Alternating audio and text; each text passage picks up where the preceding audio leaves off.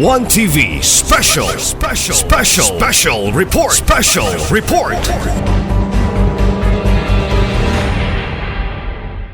Grupo, Transport Group. Kung sinong presidente nyo, kasi i-share na mag-PM ng number mo. O, yung mga transport group, bibigyan niya sa mga... Isa lang number mo, hindi ako nagpapalit mula noon. 0917-848-7171. Yung batas na ginawa ko. Yeah, that's Republic Act 7171, sir, right? Okay, so, sir, isusunod natin si sir sa kanyang katanungan. Sir Dexter from Best Channel, sir. Magandang po, Governor. Ang tanong ko lang po, may time frame po ba sa pagbabayad? Yung unit. Pagbayad. May Hindi naman rin papabayad. time frame. Ha? Time frame. Depende sa driver transport group. Kung gusto nila mabilis, kung magbayad sila ng gusto, dahil ang ibabayad nila, kinikita nila eh. Siyempre, mag-iwan din ang pang-pamilya nila. So, depende sa dadaan nila, ay babayad nila daily. Kung masipag sila magbayad, 2 years ang script namin, bawiran nila. Sa kanila na. Sa kanila na yung chip. Wala na kami pakiram doon, pakiram. So yung pagbabayad, depende sa kita ng driver. Yung pagbabayad, depende sa kita ng driver. Oo. Yung pag-uusap sa mga transport group. Depende. Kung yung madalian magbayad, mas marami babayad nila daily. Kung anong kinikita lang yung mga drivers. Hindi babayad yung hindi kinikita. Oo, hindi naman. May tanong po ako. Wala, sigurado ang kinikita sila dahil di pa rin yung sasakyan. Okay po. May katanungan po ako. Gano'n po ka-safety yung sasakyan kasi kuryente yung gagamitin para tumatakbo? Baka mag-short circuit yung sasakyan. Kaya nga mayroon kami factory dito. At nakataya po ang pangalan ko dyan. Kaya quality yung ginawa namin.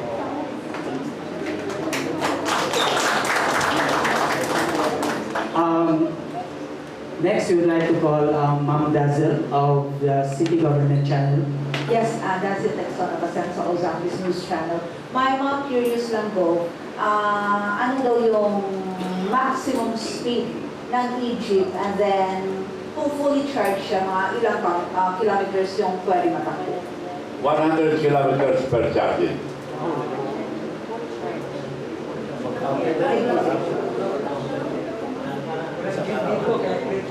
Governor, magandang hapon po. Bernard Kitson ng Service Observer. Sa totoo lang, sakit ng ulo ng nasukan eh. Bakit po naisipan na sa loob ng problema ng Lilocan POV modernization? Ano ang motibo mo? Marami naman nagtatanong eh. Baka tatakbo kayo, sabi nila. Hindi ko pa naisip dahil tumakbo ko minsan sa senador na nahulog ako sa helicopter. Baka tumakbo na ako, mahulog na ako sa langit. Hindi na matuloy yung program. Hindi na matuloy. Kasi maraming ganito eh. Sinalong yung problema, kaso karasan kasi sa mga Pilipino, hindi marunong, hindi madaling bumayad. Sa tingin ko, malulugi kayo dito. Kaya po hanggang kailan po kaya ang masundarin na sa programang ito? Kaya mo pang solusyonan? Kailangan marunong sa kayo magkupan. Ako po, isang salita lang. Dahil kung anong sasabihin mo, sasabihin ko, yun ang mukha natin. Kung sinungaling ka,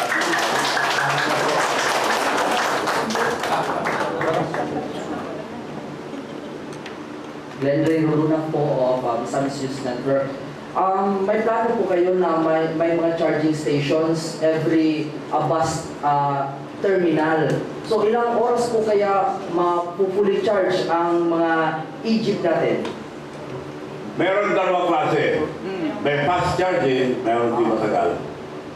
So depende yung ilalagay natin na yung iba kasi hindi naman kailangan fast charging. Mas mahal lang yung fast charging. 2 oras lang, charge na. Yung isa, matagal. Ado Dinesina po ng 1TV Usamis. Sir Lando, ano pong nangyari sa programa? Bakit po may suspension sa mga nakalipas at natat ang gobyerno na i-implement ito pero ngayon may suspension? Ano pong nangyari? Anyone can answer. Alam nyo, yung suspension, wala po kaming alam doon. Sila lang po ang nagsabi. Unang-una, wala pong public consultation na ginawa doon sa Senado.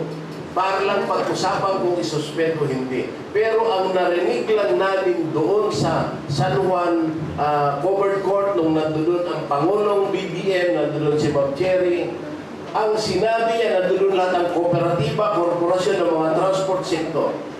Ang sinabi ng Pangulo, tuloy ang programa dahil kausap niya si Governor Chavez Singson. Kaya nagtaka kami na sumulat ngayon, nagawa ng resolusyon ng Kongreso, hindi ko alam kung alam ng Pangulo yung ginawa ng Senado, di ba? Dahil hindi naman dapat ipaalam pa kay Presidente kung gusto nila. Pero dapat kaming mga sektor ng transportasyon na pampanguluhan, nationwide, kilala naman po kami dahil nung eleksyon, lagi niya kaming tinatawag para tulungan namin nung eleksyon. Hindi po kami naniningil si Senator. Kaya lang ho, dito sa inyong inutos na resolution na halos unanimous, isa lang ho ang hindi pumirma, ay talagang masama po ang loob namin. Pero ang aming hinihiling, Senador, mag-usap muna tayo bilang kayo yung ama ng Senado, ng Republika, ng higher legislation na tinatawag sa ating gobyerno. Sana kinausap nyo lang naman sana po kami, Mr. Senator, bago nyo yung pinirmahan. Kaya kami ho, emotional ho yung aming naramdaman dahil nakautang na yung mga kooperatiba, korporasyon ng bilyon na ho ang pinautang sa amin pagkatapos gagawin ng programa ng gobyerno na sinunod namin. Tapos sila rin ang magdeklara na suspension. Paano yun? Sino pang maniniwala sa programa ng gobyerno kung ganito ang kanilang gagawin? Yan lang ho ang tanong namin, kagalang-galang na Pangulong Bongbong Marcos Jr. Kami po ay sumuporta. Tumaya na po kami. At sinabi niyo sa amin, natuloy ang programa pagkatapos isuspindido ho ng Senado. Kaya sana ho mga kababayan, magkaisa po tayo dahil ho dito ho, tayo po ng mga sumuporta ng gobyerno, tayo po ngayon yung apektado na ang pinakinggan nila Senator Tulfo. Siya mo nagsabi kay Senator Escudero na isuspendido. Kaya kailangan ho, balansihin nyo naman sana. Kung baga sa nakita nyo yung 15%, yung 85% hindi nyo nakita. Huwag naman po. Dahil nanalo kayo sa eleksyon, dahil kayo ang nakakuha ng maraming boto, mas marami kami na may gusto dito. Bakit kami ang magdudusa na sumusunod sa programa ng gobyerno? We can still accommodate 2 questions more, and I guess one is coming from... Para kay Ma'am Chergal. Ma'am, sa mga initiatives ba ni Dr. Chavez, unsay mga expected economic benefits and especially kamo nag-represent sa lokal na sektor sa transportasyon sa Misamis Occidental? Well, dako kay tabang ang offer ni Manong Chavez sa ato ang lalo na sa transportation, di ba? So, kani no down payment, no interest. So, ang may tabuan ni is kaming mga transport, wala ang gasolina, kay electric vehicle, electric jeep. So, pwede sa nato ikuan ang pamasahe siguro ani kung makita nato na ay ma-down. So, tanan happy jud ta. So, sa pinaagi sa gibuhat ni Manong Chavez, daghan kaayong mga benefits. Siyempre, kada kuha na to, ang sweldo, di ba? Waang pamasahe. So, mas daghan. Oo, ang kita, mas malipay ang pamilya, makabakasyon, pa. So, dako kay ning tabang ang gihimo ni Manong Chavez sa atoa. So, kinahanglan ato ning suportahan. Nanawagan sa Diyos sa tanang mga cooperative nato na kita mag-unite jud ta na to stand firm na kaning modernization magpadayon. Kay umingon sila na dili magpadayon, kita magpadayon gyapon ta. Di ba? Kay dili man sila kabuot nato. Alang-alang ang atong commuter pasakyon gihapon nato guba-guba na sakyanan. Oo, ang disgrasya. Din ang benepisyo sa mga driver na wala nila una-unaan. Na SSS, na PhilHealth, swildado sila. Diba? So, na pag-ibig, yes. Kung unsay may tago sa ilang pamilya, na PhilHealth. Oh. Kung pwede silang makalong, kung gusto nila mag-avail o bahay, pabahay. So, daghan kaayo. Wala lang ni giuna-una dun sa ewan ko ha, naguna-una siguro sila, pero wala nila i-consider. Kaya ganun magong mga 18% to 20% na against ha, so mga rebuilding na sila, against. Wala nila, kay ang uban dito, niingon sila, lisod ipakonsolidate. Yes, lisod ipakonsolidate. Nanong galisod ba sila ipakonsolidate? Because wala sila itarong papel. Kay kuluro man sila. Diba, dili ka maglisod kung ikaw mismo kabalo ka mulihok sa imong papel. Dapat gani, before sila nituo ani, ilahan kitag sa tagsa, kinsa man ang against ani. Gireview nila dito, ihatag nila sa LTFRB, ipatanaw kung legal ba ni. So, ingana rin na kasimple. So, I hope na maliwanagan yun ng ato ang mga senador kay dili man ta kontra. We are not against these senators. Ang ato lang, we need a solution to this problem. Wag suspension.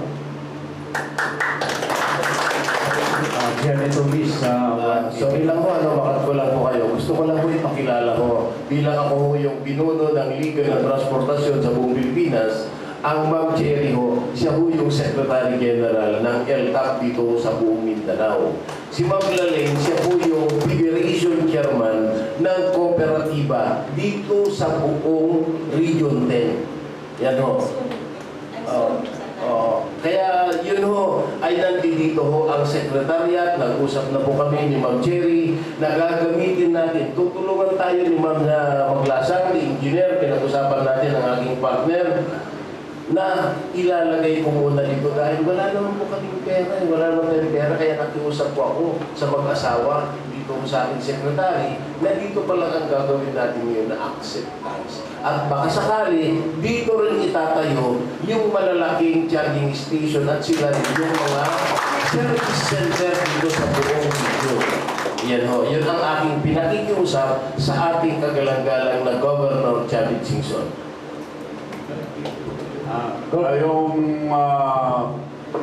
Alam niyo ba na 77% na buong Pilipinas, mga Pilipino, walang bank account? Walang bank account. Dahil pagpunta mo sa bangko, de-deny ka lang. Maraming requirement. So 77% walang bangko. Ngayon, kasama yung jeep na gagawin ko, meron akong bangko sa Amerika, meron akong bangko national, meron akong bangko lokal. So ang gagawin ko, gagawa ko kayo ng card na parang Gcash. Pwede mo magpadala doon ng pera doon sa any bank. Yung card na yun, para sa mga jeep, itatap lang yung mga pasahero nyo, lipat na sa account ng grupo. So, yun ang dagdag ko doon sa account. Dahil nasa digitalization na tayo. Ibang countries, digitalize na lahat. So, dagdag sa Egypt natin yung card.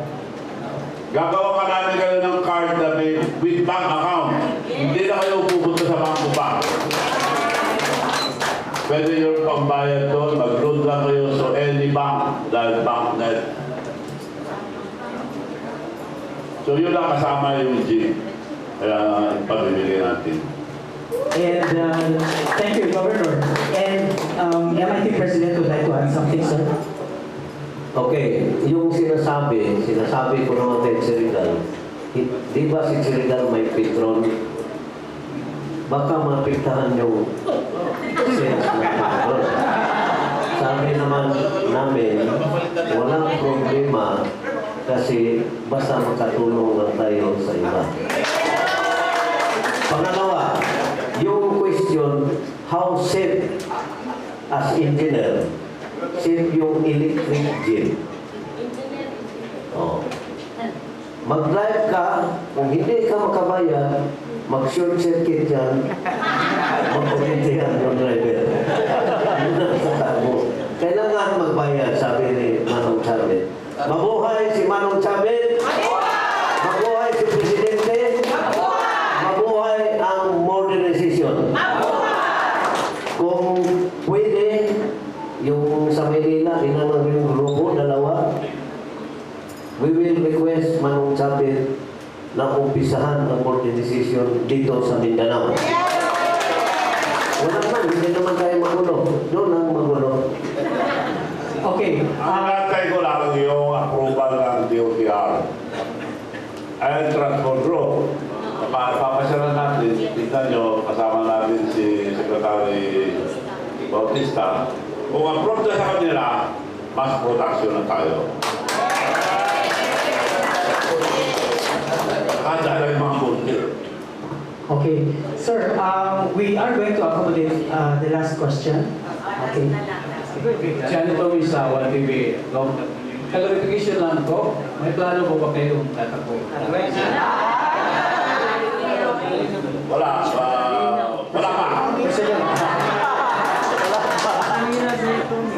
Alright. Ma'am Nalin. Okay, in addition to the question of one of our media personnel, what are the economic benefits of the transport modernization? Marami, sir. Una-una, kung ipoposto natin yung electric jeep, syempre tumaas yung pamasahe natin dahil sa fuel, di ba? So syempre kung electric na tayo, marami tayong mga resources electric dito. Pwede tayong solar, pwede tayong windmill, pwede rin tayo dito sa ating mismo, sa Mindanao. So kung bababa yung, wala na tayong fuel consumption, syempre bababa yung pamasahe. Of course. Tapos eco-friendly pa tayo kasi walang uso. Diba? So, that is one of the economic benefits. Another thing is, syempre, kung bababa na yung lahat ng, kasi nag-umpisa tayo sa transportation. Lahat, pag tumaas yung gasolina, tataas din lahat ng presyo. Siyempre, kung nandito na tayo sa modernization, lalo na kung electric vehicle na yung gagamitin natin, siyempre, lahat din presyo bababa. At saka, dito sa Transport Modernization Program, meron na tayong benefits sa ating mga driver. Kung titignan natin sa traditional noon, individual operator, siyempre, yung mga driver natin, alam natin kung ano yung kikitain, yun ang kakainin, hand to mouth lang yan. So ngayon, dito, kahit na hindi sila mag-drive, meron silang mga social benefits. Unang-una, meron tayong batas na may sick leave at saka may vacation leave. Di ba? Sa mga driver natin ngayon sa traditional, wala yan sa kanila. Pag wala silang pasada, wala rin silang kakainin. Pero dito sa Transport Modernization Program, salary-based yung mga driver natin, syempre, mayroon silang sick leave, mayroon silang vacation leave, mayroon pa silang 13-month pay na matatanggap galing sa ating korporasyon o kooperatiba. Di ba? Maganda yun. Kami nga sa Contransco, 3 taon na kami nag-modernize. Alam niyo ba, 2 taon na kami nagbibigay ng 13-month pay sa mga driver namin. Alam niyo ba kung ano ang sinabi nila? This is the first time that we receive a 13-month bonus. Wala kami yan. Ano nangyari doon? Tuwang-tuwa kami doon. Nakikita namin yung asawa nila, labas-pasok sa market, nagsa-shopping. Noon, hindi mo yan makikita sa mga traditional drivers. Another thing, no? Meron na silang social benefits. Diba? So, syempre, kung may SSS ka, may retirement benefits ka.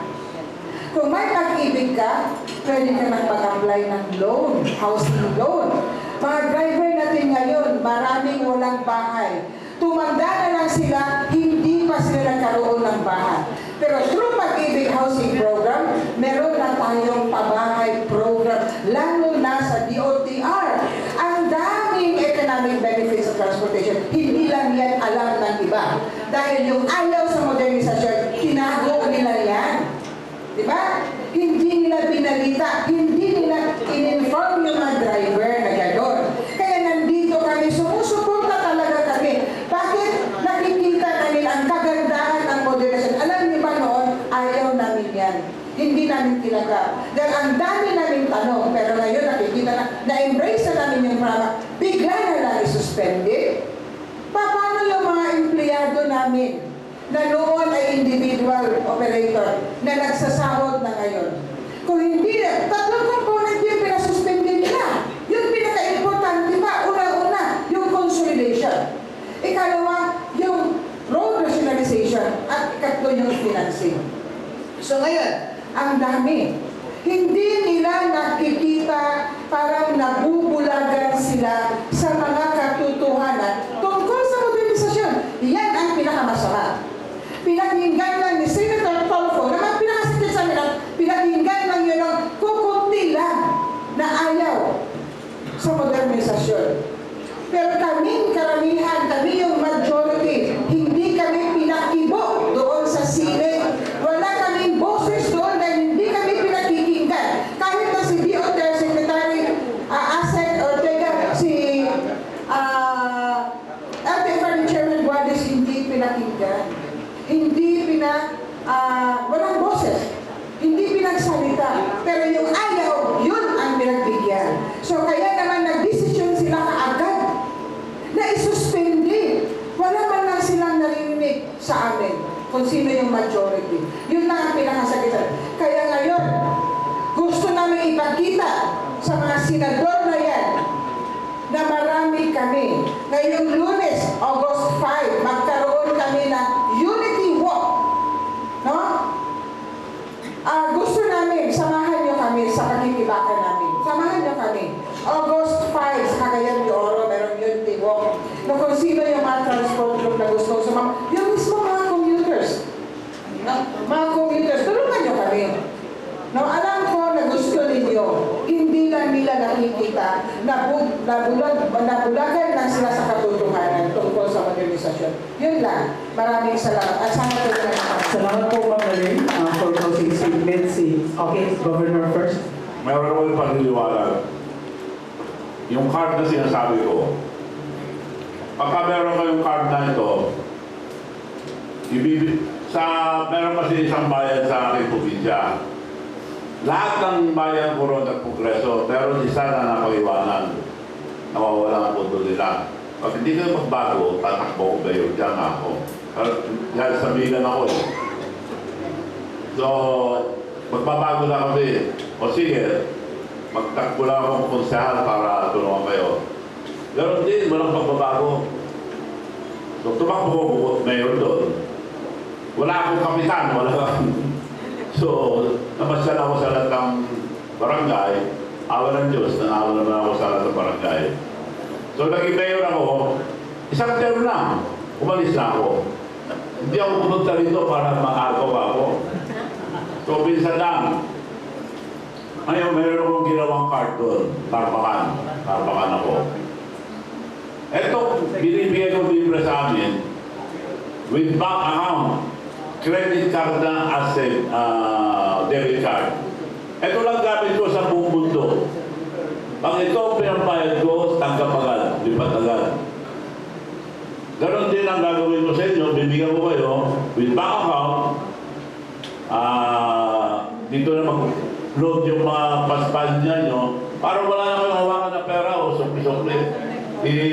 Mayroon ako ilalagay ng gadget doon, itap nyo lang, lipat na.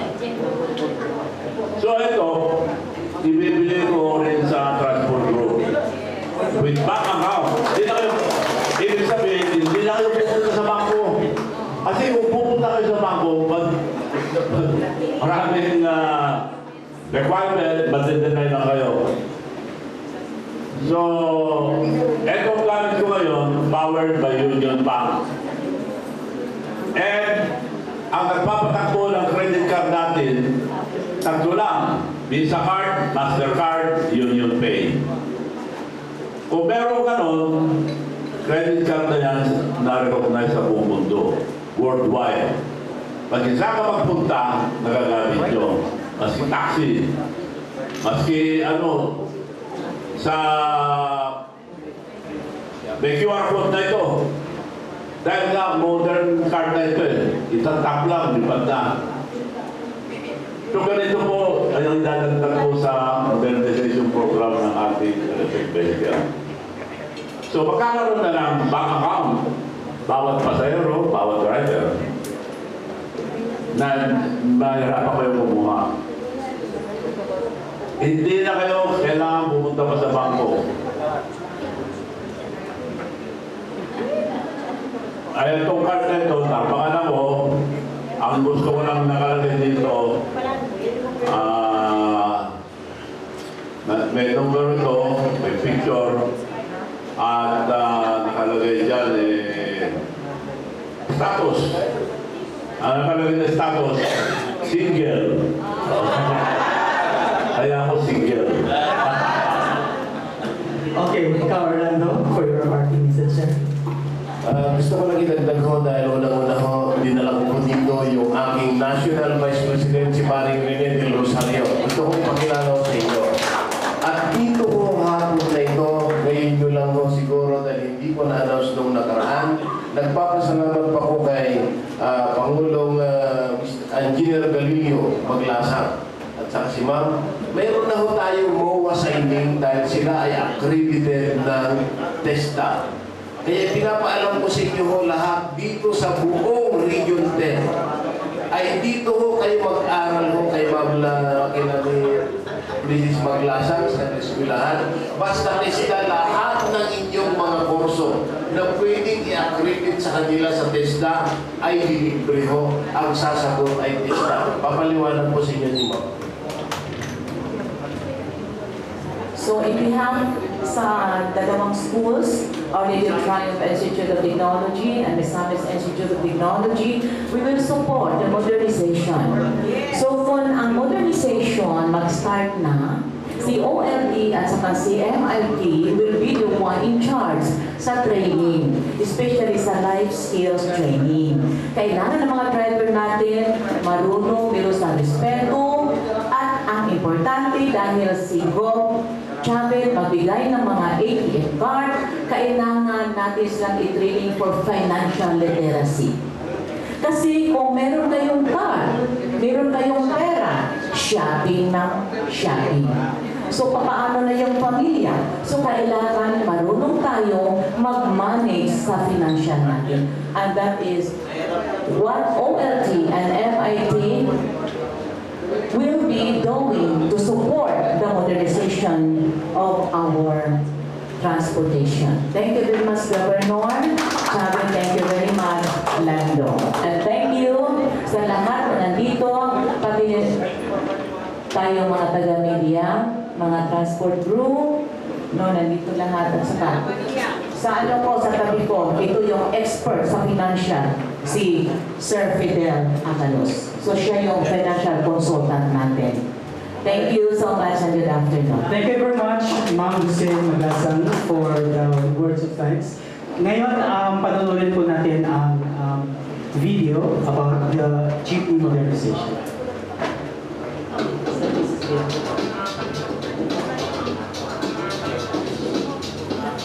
Ito yung electric jeep yung tapos na.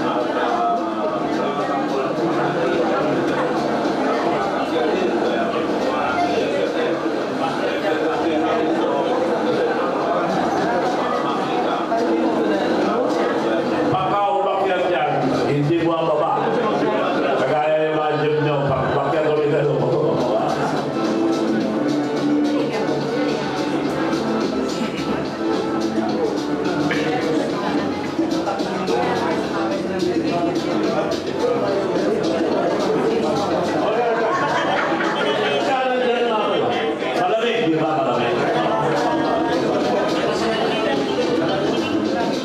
Hindi ka magkakaroon.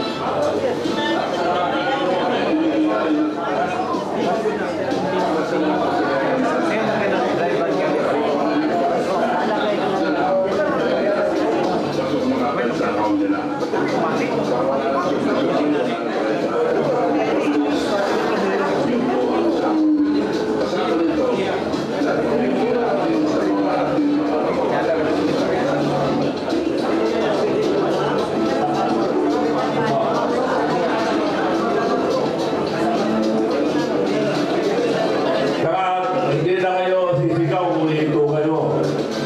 Pintutin nyo lang.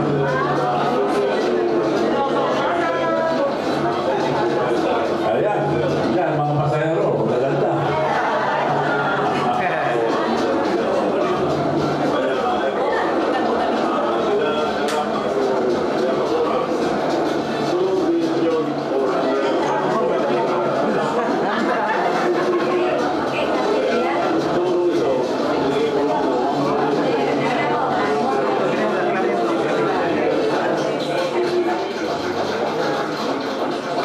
Okay. Yung dumating na po lahat dyan, approval na lang ng DOTR. Pwede na tayo magpirmahan.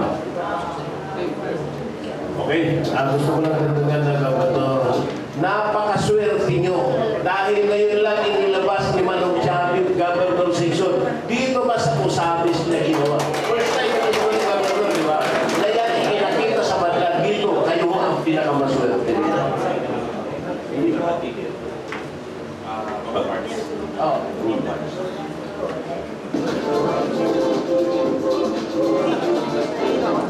Electric yung pinto, bubukas ng isa.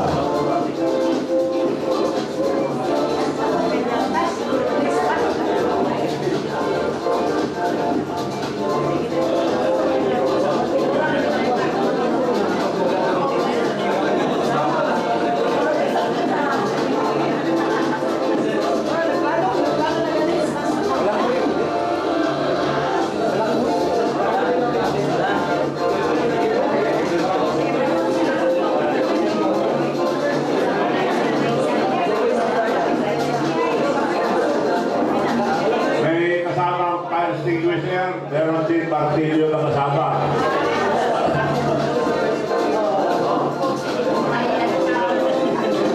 Hindi martilyo yun, parang kalubitin nyo lang papasali na sa amin pang emergency. So modern computer. Sa muli, maraming salamat po, Honorable Governor Luis Chavit Singson, sir, sa pagdalaw niyo po sa Usamis. Nais namin pasalamatan ang MRT President, Engineer Gabi, and Ma'am Lucy for making it possible, no, sa pagbisita ni Honorable Governor. And also, Ikaw, Orlando Marquez, salamat sir sa